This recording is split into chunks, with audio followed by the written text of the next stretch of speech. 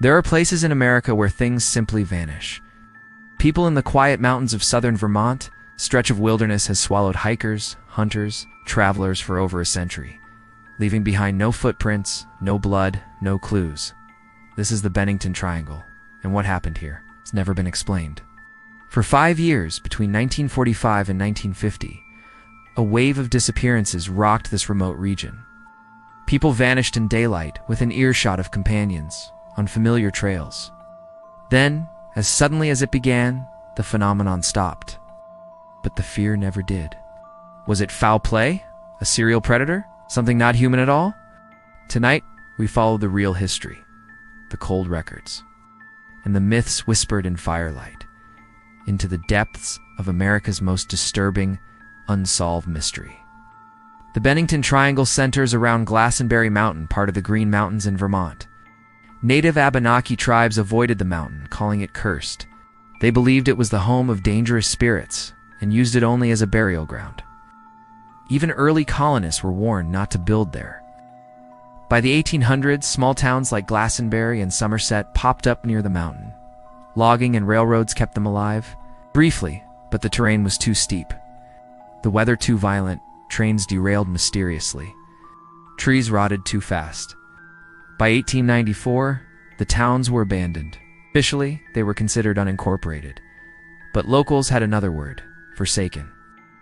December 1st, 1946, 18-year-old Paula Jean Weldon, a student at Bennington College, left her dorm to go hiking on the long trail. She was last seen wearing a red parka walking toward the trailhead. Multiple witnesses saw her. She never returned. A massive search followed. Bloodhounds, helicopters, volunteers combed the woods. No signs, no remains. Her case made national headlines, triggered Vermont to create its first state police force. But no trace of Paula was ever found. Then it happened again. December 1st, 1949. Exactly 3 years later, James Tedford, a 68-year-old World War II veteran, boarded a bus in St. Albans.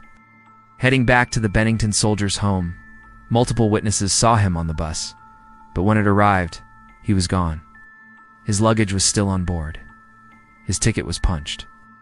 But Tedford had disappeared.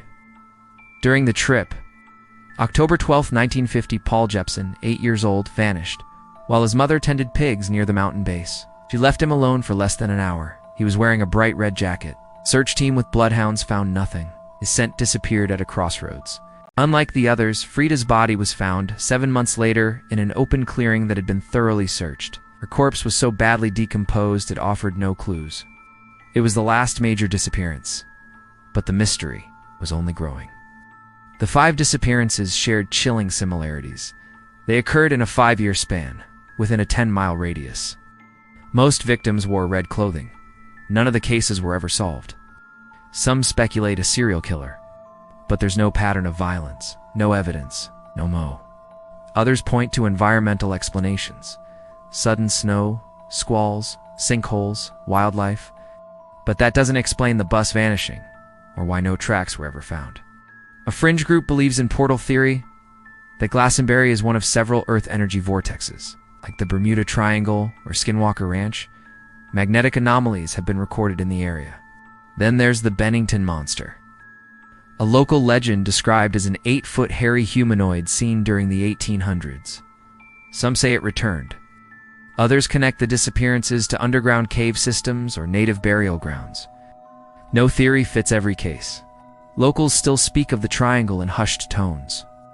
One hunter claims he saw a man standing in the snow, barefoot, mouth open but silent, who disappeared as the hunter approached. Another, a former ranger, reported a soundless zone near Glastenbury, a place where even birds go quiet and compasses spin. Psychics who visited the area described intense grief and presences watching from the trees.